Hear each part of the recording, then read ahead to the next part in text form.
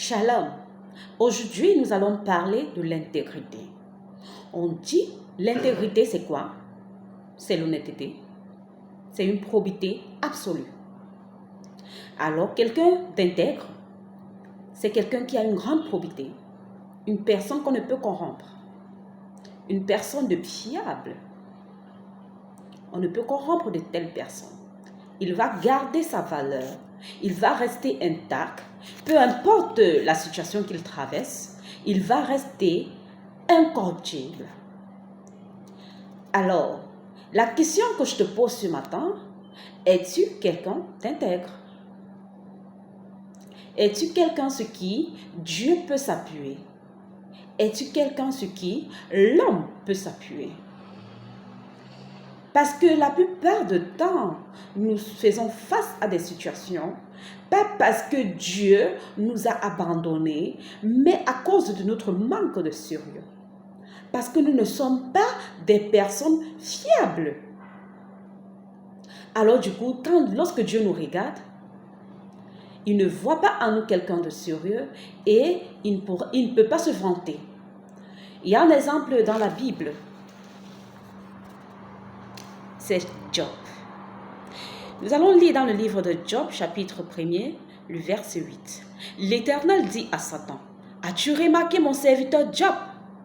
Il n'y a personne comme lui sur la terre, c'est un homme intègre et droit, craignant Dieu et se détournant du mal. » Alors Dieu pouvait se vanter de son serviteur Job, parce que Job était quelqu'un d'intègre.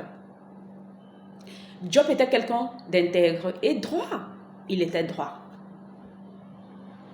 Job était béni au-delà de ce qu'il de ce qu'il devait être. Et là, c'était à cause de son intégrité et de sa droiture. Dieu pouvait se vanter de Job. Alors aujourd'hui, est-ce que tu es en train de prier? Tu pries en langue? Tu pries tellement? Tu demandes à Dieu, Seigneur, je veux travailler dans ta maison. Seigneur, élève-moi. Seigneur, rends-moi ci. Seigneur, donne-moi ci. Seigneur, fais ceci dans ma vie. C'est très bien. C'est bien beau de prier. Mais est-ce que si Dieu te donne cette chose-là,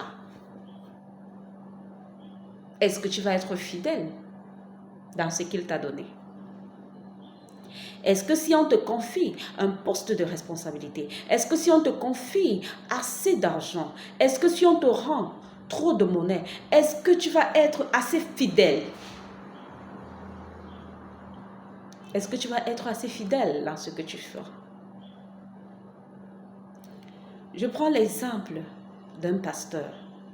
À la base, il aimerait que Dieu puisse l'élever, que Dieu fasse ceci dans sa vie. Oui. Est-ce que si Dieu fait tout cela, est-ce qu'il va rester fidèle à Dieu? Si Dieu ne bénit pas, c'est à cause de notre manque de sérieux. Nous devons apprendre à être sérieux dans ce que nous faisons. L'exemple d'un employeur, il confie une tâche de responsabilité à son employé, juste parce que ce dernier a un gros titre, le titre d'enfant de Dieu. Il confie de l'argent à son employé. Et il ferme les yeux. Il fait totalement confiance parce que ce dernier est un enfant de Dieu. Maintenant, si toi, l'employé, tu abuses de la confiance de ce patron-là, s'il va remettre cette responsabilité à quelqu'un d'autre, est-ce que tu vas accuser ton employeur? Est-ce que tu vas accuser Dieu que Dieu n'a pas été avec toi?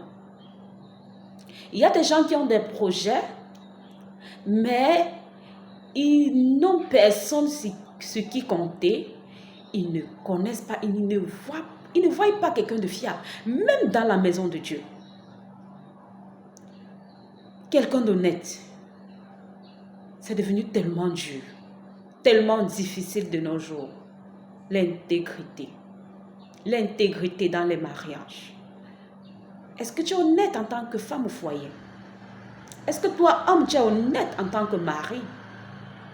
Est-ce que tu es honnête dans la maison de Dieu?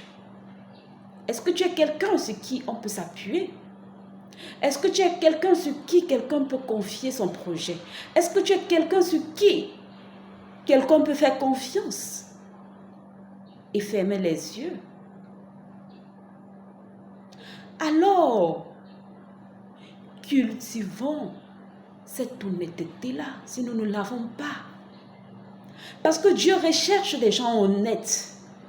Il recherche des gens qui ne pourront pas briser sa confiance. Des gens de sérieux. La plupart du temps, nous sommes des gens de prière. Nous faisons tellement de prière. Mais Dieu n'exauce pas. Dieu n'exauce pas parce que lorsqu'il nous regarde, il regarde notre manque de sérieux. Il regarde et il se dit, mais si je fais ci à cette personne-ci, il va briser mon cœur. Il va me crucifier une fois de plus. Alors Jésus ne pourra pas te confier ces choses. Soyons intègres pour la gloire de Jésus. Soyons intègres dans la maison du Seigneur.